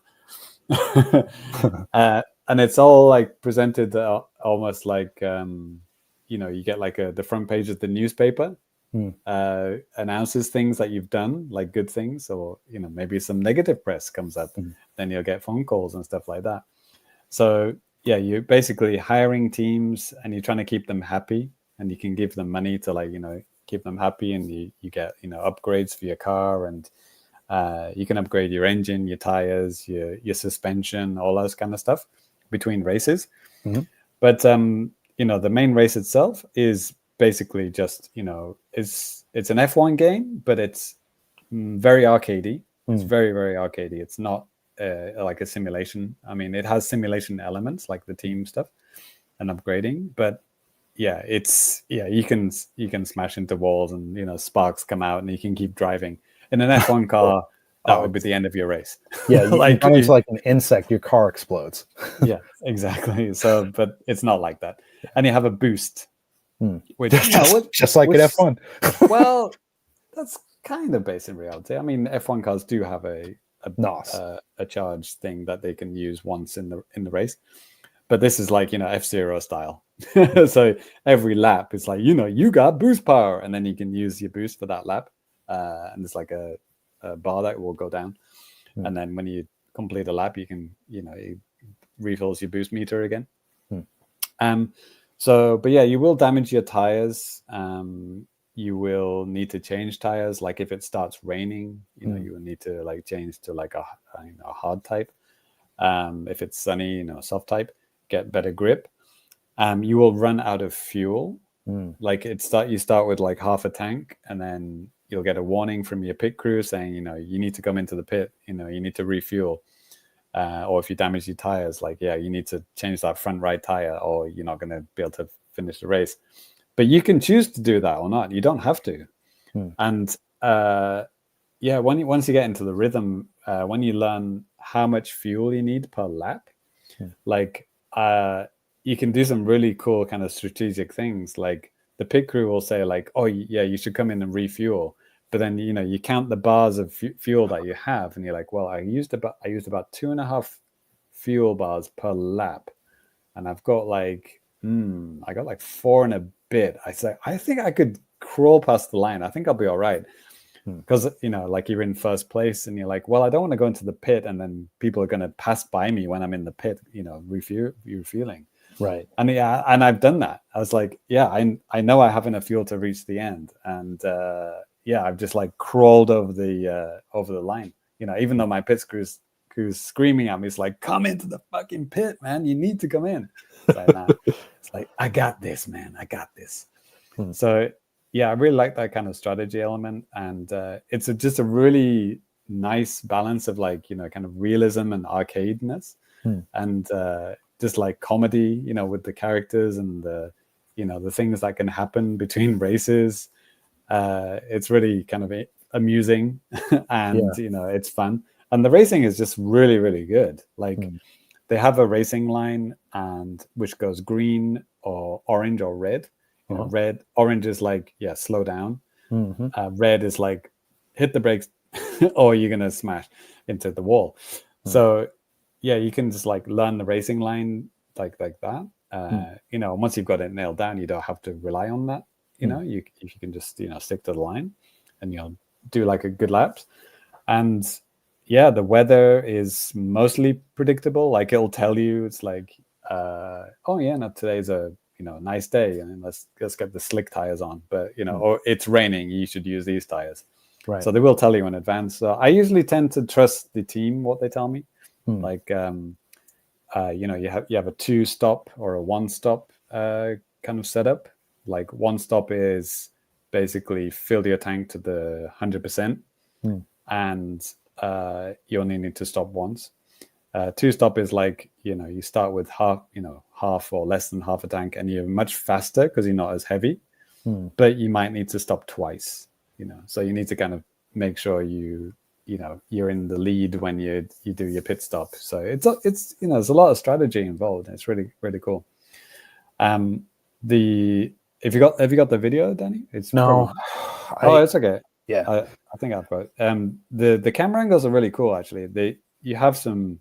You can almost do almost like a Micro Machines style, where you like over the top kind of view, or you can do in the cockpit. Cool. You can do like just the steering wheel, or you can just do nothing, like just full screen. You're right in the front of the car, like really arcade style. Sure. So I think there's something for everyone. Like whatever kind of racing game you like, I think it's pretty satisfying. And the graphics are like really cool. Like it looks like virtual racing. If you like those chunky poly kind of super simple poly stuff. Right. Which I do. I like that kind of, original, old arcade games. Oh, it's getting a call from my commercial manager.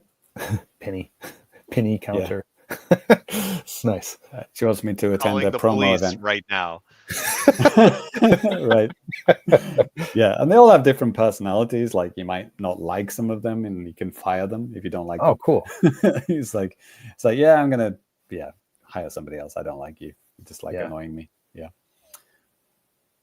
So yeah, that's awesome. Like the story element thing kind of reminds me of the wrestling game I played years ago, Wrestling Empire, where didn't somebody die in that? Yeah, it's like Angel Dust is dead because of you. They're like, dude, and you can choose. Oh, I'm gonna send him like a piddly like $90 for the funeral, or to send nothing. Right. And like I don't know which would be more insulting, but yeah. And then another one. Then I died. I was retired. It was a 2-on-1. They fucking broke my neck, and it's like, yep. After the paramedics tried to resuscitate him, Danny Bibb is dead. It's like, oh, cool. And that sucked because then it's like I couldn't play like the career mode anymore. It's like, you're dead, dude. It's like, oh man. I tried to show off all the different functions here. I think I do it in this bit. There's one other extra thing that this game has: the rewind feature. Oh, so you get 3 rewinds. You can see that in the bottom left here. So you hit the Y button, and then do it here. Totally on purpose, by the way. And then you can rewind, and then you hit Y again, and you continue on. But it's limited; like you can only do it 3 times. Sure. So too. There you go. Yeah. Back up, hit Y. Use the right stick to kind of rewind, like almost like a videotape. Yeah. And then you can course correct. So I think. And when I heard Guillaume talking about it, I went to the eShop, and it was on sale for 1,500 yen. I was like, nice. Boom, nice. done. I believe it's like 25 European or 25 American. Yeah. yeah, 2,500 yen. Mm-hmm. Which none of those are equal to each other, are they?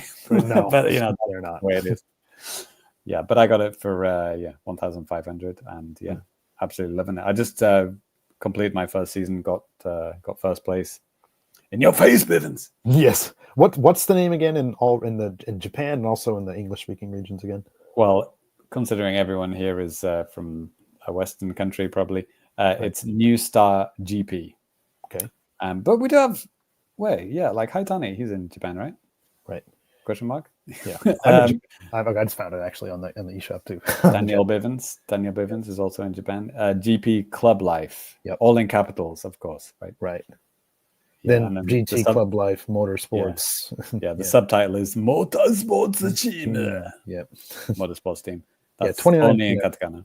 Basically 3,000 yen, and it's not on sale right now. So it's like, yeah. I think it was 3 days left when I bought it. Okay. That's kind of what forced me. I was like, oh shit, yeah, gotta get it. Yeah. No, this looks awesome, man. Like, I'm interested to. I might actually pick this up. That looks really fun. Yeah, I think it was the kind of like the story elements and the comedy elements, and that when Guillaume was describing it, and just like, oh, that sounds really fun, and just the aesthetic is like, it's my bag. I like this kind of look. Yeah, it's super fast frame rate, like lock to 60, super smooth. Awesome. Music is okay. I mean, it's kind of like retro-y kind of techno kind of thing. It's nothing like it's neither amazing nor annoying. It's just background music. Sure. This is the Micro Machines viewpoint. Nice. Nice shortcut. Yeah, right through the dirt. There it is. So you can play like this if you want to. Yeah, I prefer like somewhere in the middle. I like. Me too. But yeah, pretty cool. Awesome. So there it is. Available now. Very much so. Yeah, I don't know if I've sold Russ on it, but we'll see. Yeah. Cool. Good luck to him. All right. Alrighty. So, is it Dead by Daylight Planet Zomboid Street Fighter 6 time? Sure. So let's pass it over to Ty. We're running. I didn't think we'd go as long as we did on the Switch 2 stuff. Yeah. All right. I'll just try to knock it out as quick as possible. I got some potential screenshots that might help you out. Sorry, James, I didn't have the video. Could you stop the video? Oh shit! Yeah, sorry. That's me. I thought it was you, but it's me. No, yeah, sorry. I apologize. Does look cool though. Yeah, it does. But Ty, all right, what's going on here? Let's see. Phasmophobia. Well, okay. I'm in the process of job hunting right now, so I'm cutting my game time way down to only bullshit, 80 hours a week.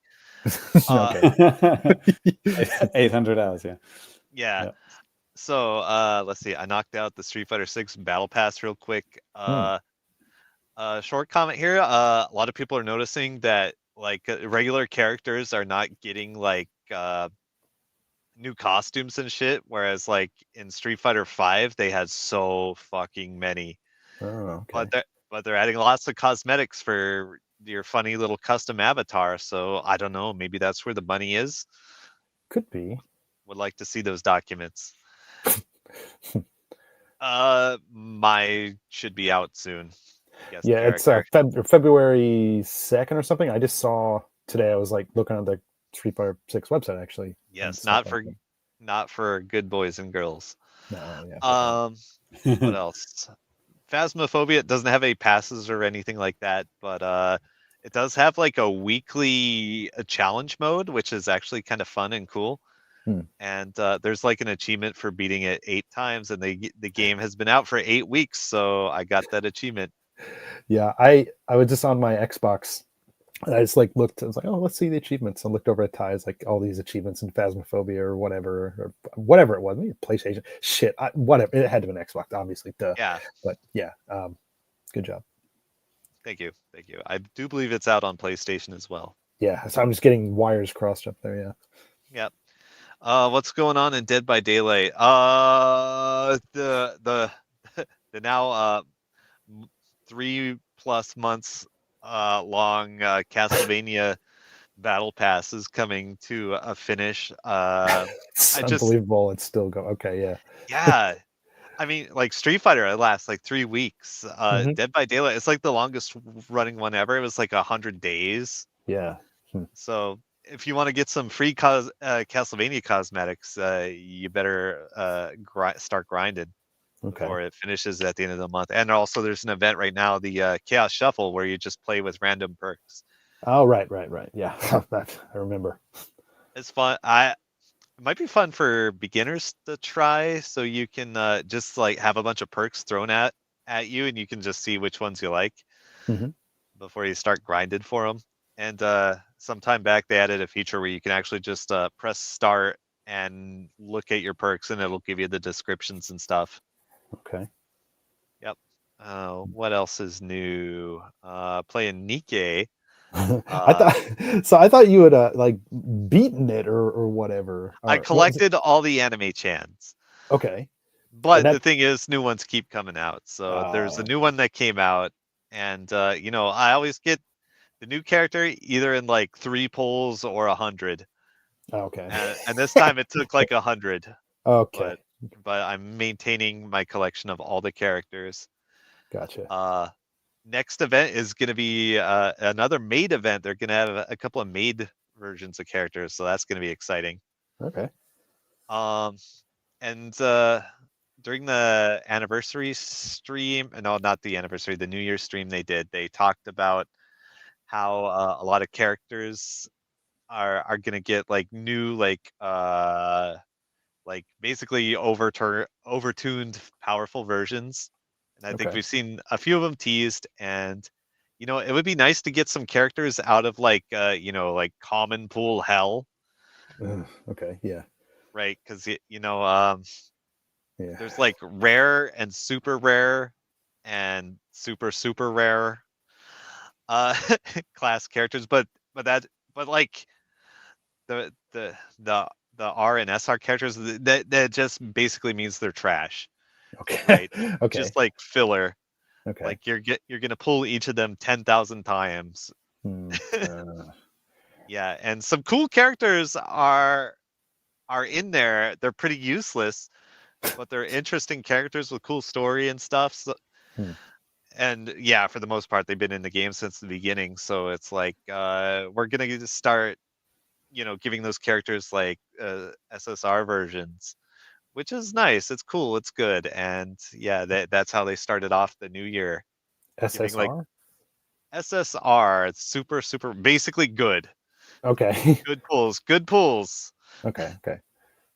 Yeah, it's like R is like finding a penny in the couch cushion, and SR is like finding a nickel, and then getting an SSR is like a crisp new 20.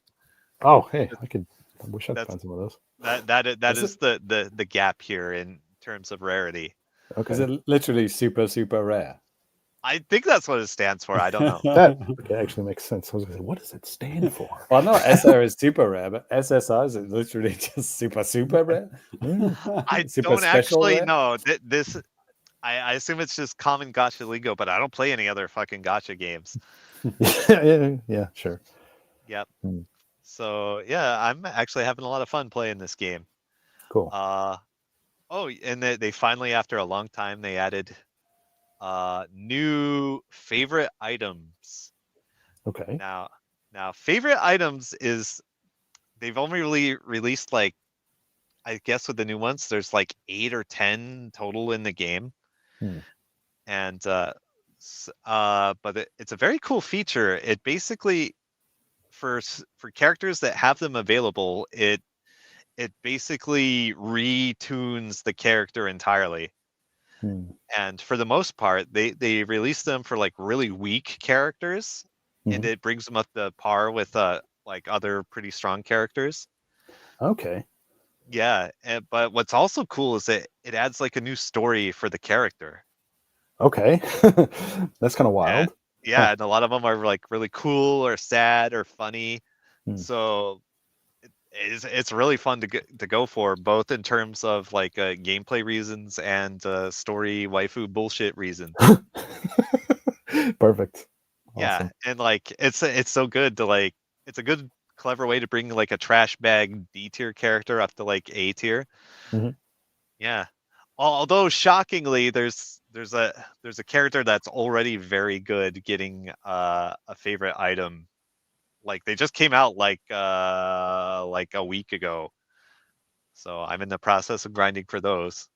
And someone called the Famicast, James, thank you for this. Yeah. SR super rare, UR ultra rare, SSR secret rare, Okay. LR. Wait, what? Hold on. SR super rare, UR ultra rare, SSR secret rare, or special rare, or special rare. Oh, okay, see, LR legendary rare, XR extra rare. Okay. Sorry, I got you.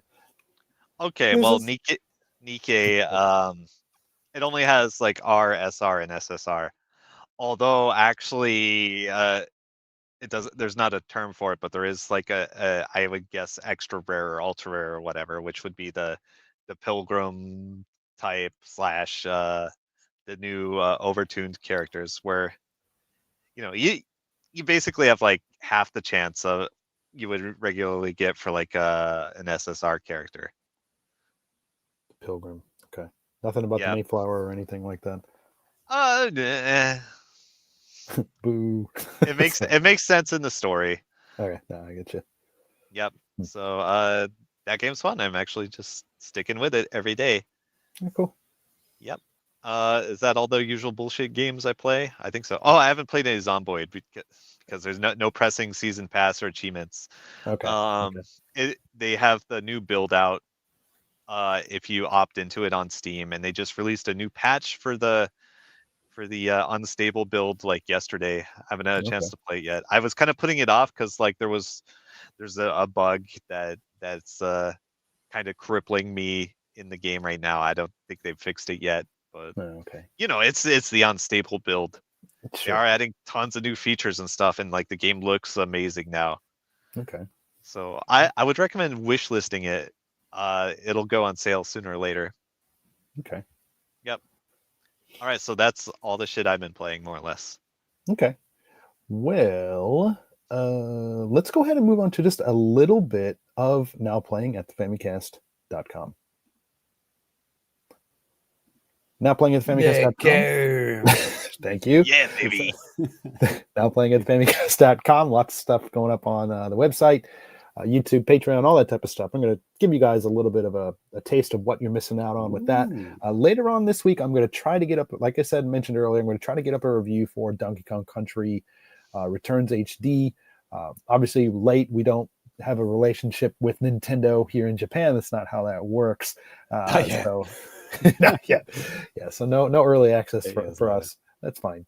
But if you're interested in the game and my thoughts. My uncle isn't returning my calls. He isn't. He just stopped talking to me. It's really weird. Then James, as you mentioned earlier, but would you feel free to mention again what we're going to have on the next episode of the show? Oh yeah, Famicast quiz. First year of the Famicast since we went solo. So that would be episodes 100 to 116. Technically 101 to 116. Oh yeah, sorry, yeah, 101. Yeah, 100 was Famicrew out. Right. That was the last NWR episode. So yeah, first year of the Famicast. So when we got our switches, all that kind of stuff. Yeah, it's worth re-listening to because you'll be quizzed on it in the next episode. Yeah, and just for those of you guys out there, I mentioned this on the Discord. I'll mention this here on the audio feed. You can now access several years worth of Famicast audio versions, and I'm working on getting most of them done. I have just about everything ready to go. So maybe within the next week or something like that, everything should be up on the feed, which is great. If you watched up on YouTube, that's all there too, so you can check it out there. Yeah, and in case you didn't know, this is why we changed, where we host our podcast. Is that the old way we could only do like the last 25 or something like that? It was ridiculous. So like you could only listen to the last 25. Now with this new way, you can see all of them, all 100, whatever. Hints over the past month, uploading and re-uploading and re-editing in some cases, 150 episodes of a podcast. Wow. Not as time consuming as you might think, actually. Yeah, right now it'd be 84 episodes. Well, theoretically, eventually there will be 84 episodes available. Not 25. Yeah. And oh yeah, so yeah, next episode. Well, these guys don't know what the quiz answers are. No, It's only no me. idea. So everyone's going to be playing. So yeah, join live, play live. Should be fun. Yep. Win fabulous prizes. Not a guarantee. Yes. Yeah. For the record, And- there. yeah. I think there's a total of like over 138 of our episodes up on the audio feed right now. So that I'm working on it. This thing. All right, get on with it. Yep. That last one, James. That last yeah. one. We'll save that for the next episode. Oh, okay. That's There's a cool another. thing. There's another Nice kind of little tease. exciting thing. If somebody randomly comes across what this is, you are amazing, Ty. You could probably look at the agenda and to figure it out. Please don't say anything. We'll save that for the next episode. Ooh, secrets. Yes, I like My it. lips are zipped. Yes. Anyways, all this and more. Famicast. Maybe. That's right. Alrighty. So right now, I almost went Japanese, but no, Yeah. we don't do that. We've done that. Yeah, so like different order today. Yeah, again today. So the order's all it's completely different. So yeah, no Japanese today since we kind of hit it really hard at the beginning of the show. For video viewers, we're going to move on to some anime trash with Ty. For Hell yeah. audio viewers or listeners rather, we're going to close up the show after this musical break. That's right. And I'm going to say goodbye at this point. And so yeah, enjoy the anime trash / well, that's it. Yeah, audio. That's the end, right? Well, after the musical break, yeah. After the musical break, yeah. So enjoy the music. Okay, I'll see you next episode for the quiz. Alrighty, James. See you next time. Peace. Peace. All right, and Ty, what do we All got, right. bud? Just a couple this week, but I have a feeling they're going to be good ones. Oh, all right. All right, so the usual TLDR. I play online UFO catcher every day. I use all my free chances that these websites give me, and I clean them out. And now I live in a hoarder hell. You're not wrong. So first up, I got something from Capcom, just a singular figure-shaped box, and Ooh. oh boy, it is a figure. What do we got here? All right. We've got this scantily clad looking witch woman. Huh. What is this? Pen I don't know. But the thing is it's actually a pen holder. You're supposed to put this on your desk at the office and you put your pen there when they call you into HR. Nice. Yeah. Just right and up on her butt. Yeah, and there's actually a set of 2, so you want to try to get both of these. Jeez. Yep. Oh man. Okay. Yep. Cool. That's one I wanted to get. Hey, Lemonade's down. He said, "Hey, that's a good one. Amazing pin holder." Yeah. I mean, hey, if you're into pin holders, that probably doesn't get much better than that. At least Right. you're not going to find anything too much more interesting than that. That's for sure. Right? It's Or you- like they're adding functionality now. It's great. Right? It's Yep. not just a horny thing you put on your desk. It's a horny thing that actually has, practicality. Right. Hello, human resources. Still get you called into HR, but All right. I only have one other box. It's from Molly Online. all right. Yeah. Recently redesigned site. Oh yeah. Yeah. Oh, and I think they changed the way they're doing their packaging too. Wow. Okay. Yeah, that's Yeah, this is new. This is like some crazy shit. it's like a mix of bubble wrap, but like it's paper. Yeah, it's like it's like cut and creased paper. Like Yeah. Usually what they put on like wine or something like that. yeah, and then there's like another layer of tissue paper. This is wild. Shit, that's actually quite nice. Oh wow, what do you know? I'll give you one guess as to what this figure is. Oh God, is it a bunny girl? No, it's the other one of the set. All right, so Wow. let's get these up side by side. That is perfect. I have obtained this set. Wow. Wait, do these pictures go together like this? Dude, actually, Yeah.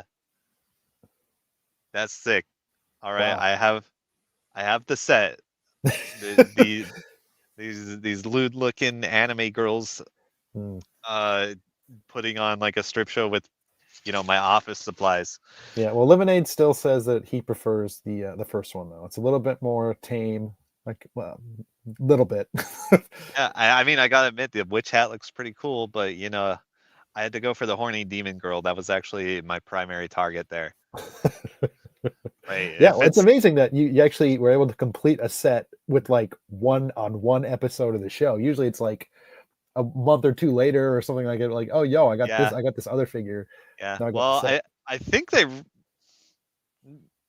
maybe they released it at the same time. I think this one had some lead time on the other one, but yeah, Okay.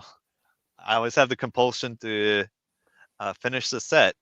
Yeah. Oh, and actually yesterday I finished another set. I don't know when it's gonna get delivered, Oh. but it will be. I want to say exciting, but I'm gonna say typical Okay. unboxing whenever that shows up. All right. Fair enough. All right, but oh boy, I got some bangers this week. Mhm. Please stay tuned. All right. I'm looking forward Yes. to it. All Cool. right, so yeah, that's it for anime trash. Okay. Cool. Short and sweet. Yeah. Got some good ones too. Hell yeah. And that is actually going to do it for the show. Like I mentioned earlier, usually we would have some other stuff to feedback and stuff like that, but this we're running a little bit longer than usual. So I figured we'd just cut it here. But if you guys have any comments or anything like that, there are several ways that you can hit us up. If you want to hit us up on social media, you can hit us up at the Famicast. Bluesky is probably the better place to do it. If you're on X or whatever, okay, it's fine.